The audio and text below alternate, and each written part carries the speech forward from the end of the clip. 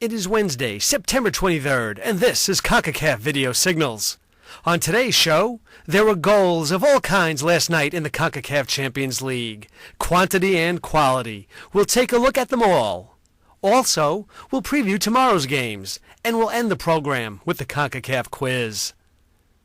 We start in rain-soaked Bayamon with match day 4 in the Champions League, where Kendall Waston scored with a header in the 3rd minute of injury time, salvaging a 1-1 tie for visiting Saprissa with the Puerto Rico Islanders. The result all but ends the hopes of the Islanders, a semifinalist last year, of advancing out of the group stage. Josh Hansen gave the Islanders the lead and seemingly the victory in the 72nd minute, when Fabrice Noel was able to create space on the left and flicked the ball across the penalty area to Nicholas Adlery, who sent it across the goal to an unmarked Hansen. With the hosts desperately trying to hang on to the lead, Waston performed his heroics deep into injury time, leaping in the middle of the area to head across just inside the right post and past diving Puerto Rico goalkeeper Bill Gaudet. The result keeps Saprissa in 3rd place with 4 points, 3 behind Group C leader Cruz Azul, and 2 behind the Columbus Crew with 2 matches remaining. Puerto Rico stays in last with 2 points. Champions League scoring leader Ulises Mendivil tallied twice to lead Pachuca to a 4-0 victory over host Isidro Metapan, making the Salvadoran Clausura champion the first team to be eliminated from quarterfinal contention. Mendivil was the beneficiary of a fortunate bounce to put Pachuca ahead in the 10th minute, when Luis Monte's shot from the edge of the area deflected off Alexander Escobar and landed in front of Mendivil, who easily beat out-of-position goalkeeper Alvaro El Faro.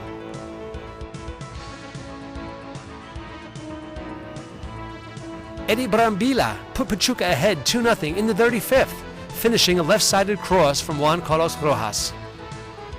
Brambila climbed in the middle of the penalty area and headed it to the left of El Faro, who was able to get his arm on the ball, but not enough to stop it.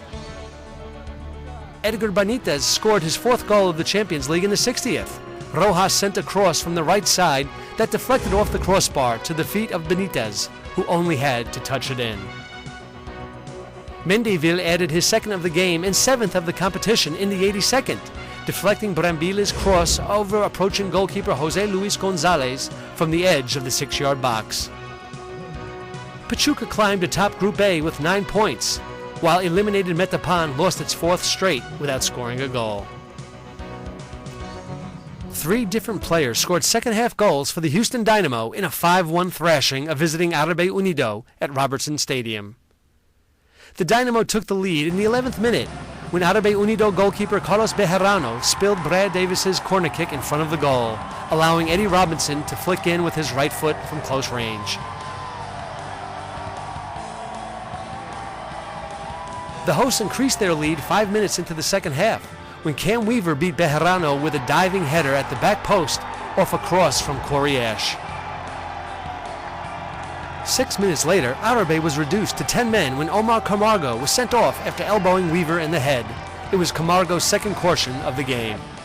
Despite being down a man, the Panamanians cut the deficit in half in the 69th minute when the outstanding Orlando Rodriguez took a long ball from Alejandro Velez, split Craig Weibel and Bobby Boswell, took 2 touches, and coolly slotted the ball past Houston goalkeeper Tally Hall.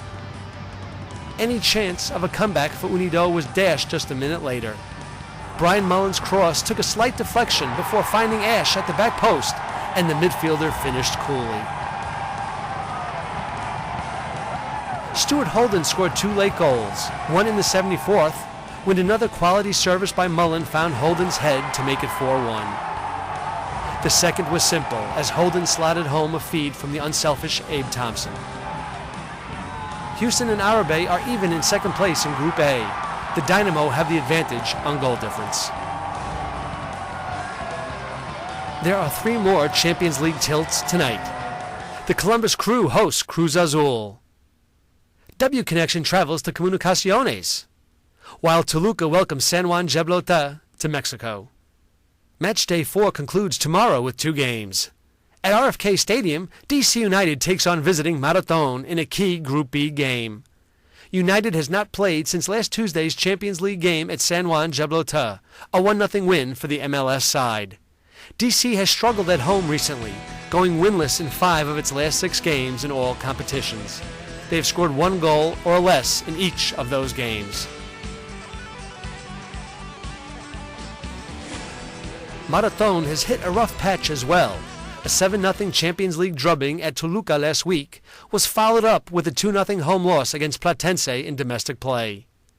With only 1 win in its last 4 games in all competitions, Marathon is sure to miss its suspended high-scoring forward Jerry Palacios. Pumas will look to clinch a place in the quarterfinals with a win over visiting Real Espana.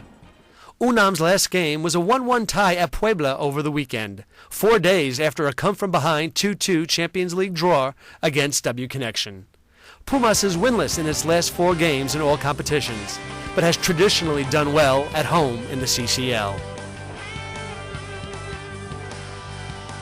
Real Espana has been uneven over the last few weeks. It was awarded 3 points in the Honduran League this weekend when striking Hispano players failed to show for their game. A 2-0 loss at Comunicaciones was disappointing. 2 losses in its last 2 CCL games have placed Real Espana in a precarious position. Watch Video Signals tomorrow for more Champions League highlights. Now it is time for today's CONCACAF quiz. Yesterday, we asked you the following question. For which national team does Club America's Salvador Cabañas play? Thanks to all who responded. Cabañas plays for Paraguay. Now for today's question, we go true or false. Please answer true or false to the following statement. RFK Stadium in Washington, D.C. did not host any games during the 1994 World Cup Finals in the USA. If you think you know the answer, please send an email to videosignals@concacaf.org by 12 p.m. New York time tomorrow. All those answering correctly will have their names placed into a weekly draw. The winner will receive a prize from CONCACAF. Well, that's all for today. Thanks for joining us at Video Signals, your source for CONCACAF news.